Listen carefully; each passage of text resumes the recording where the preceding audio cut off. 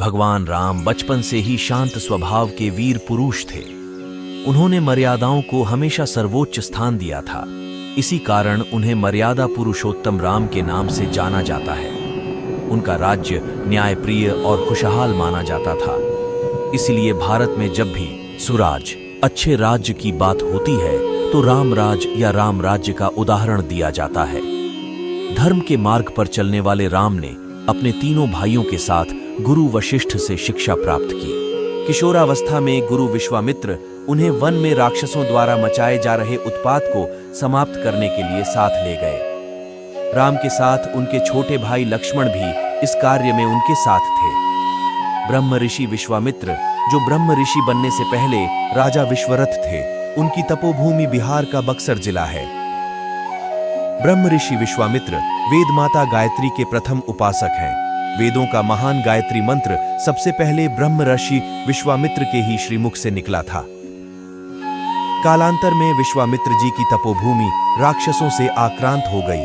ताड़का नामक राक्षसी विश्वामित्र जी की तपोभूमि में निवास करने लगी थी तथा अपनी राक्षसी सेना के साथ बक्सर के लोगों को कष्ट दिया करती थी।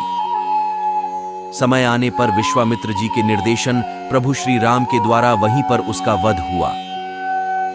राम ने उस समय ताड़का नामक राक्षसी को मारा तथा मारीच को पलायन के लिए मजबूर किया।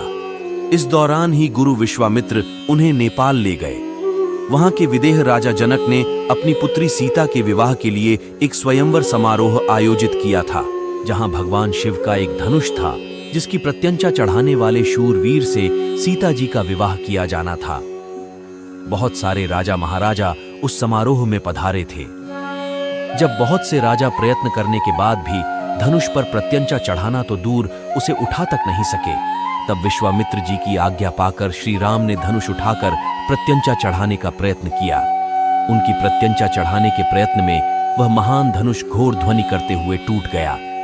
महर्षि परशुराम ने जब इस घोर ध्वनि को सुना तो वे वहां आ गए और अपने गुरु शिव का धनुष टूटने पर रोष व्यक्त करने लगे। लक्ष्मण जी उग्र स्वभाव राजपुत्र थे। उनका विवाद परशुराम जी से हुआ। तब श्री राम ने बीच बचाव किया। इस प्रकार सीता का विवाह राम से हुआ और परशुराम सहित समस्त लोगों ने आशीर्वाद दिया। अयोध्या में राम सीता सुखपूर्वक रहने लगे। लोग राम को बहुत चाहते थे। उनकी मृदुल जनसेवा युक्त भावना और न्यायप्रियता के कारण उनकी विशेष लोकप्रियता थी।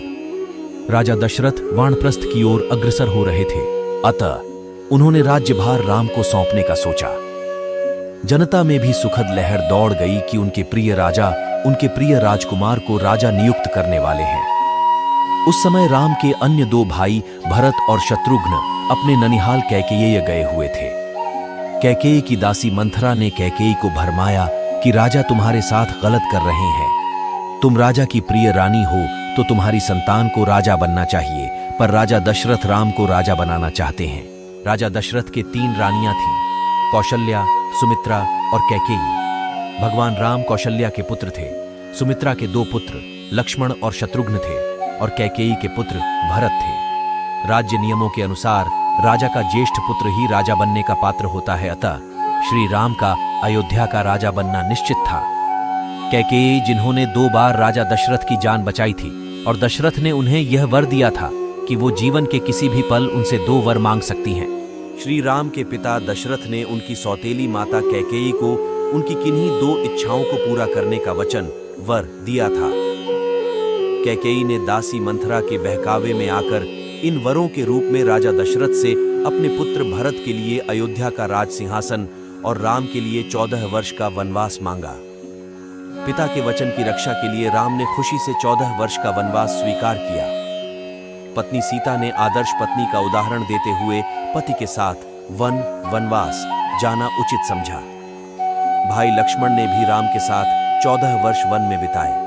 भरत ने न्याय के लिए माता का आदेश ठुकराया और बड़े भाई राम के पास वन जाकर उनकी चरण पादुका खड़ाऊं ले आए। फिर इसे ही राजगद्दी पर रखकर राजकाज किया।